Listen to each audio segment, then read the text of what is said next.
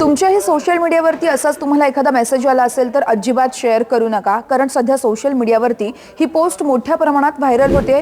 बदलापूरमधील चिमुकलीचा मृत्यू झालाय, तिच्या आईने देखील आत्महत्या केल्याचं या पोस्टमध्ये लिहिल्याचं पाहायला मिळत आहे।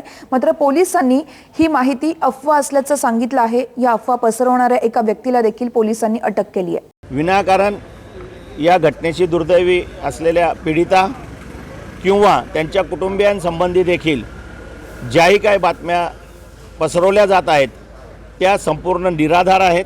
त्याच्यावर जनतेने विश्वास ठेवू नये व या संबंधाने अशा बातम्या पसरवणाऱ्यांवरती सायबर सेल ठाणा यांच्या मार्फतीने योग्य ती कायदेशीर कारवाई करण्यात येत आहे। त्यामुळे सोशल मीडियावरती कोणतीही कृती करायच्या अगोदर नक्की विचार करा आणि बदलापूर प्रकरणातील सगळे अपडेट्स NDTV मराठीवरती पाहत रहा आणि NDTV मराठीला सोशल मीडियावर नक्की फॉलो करा।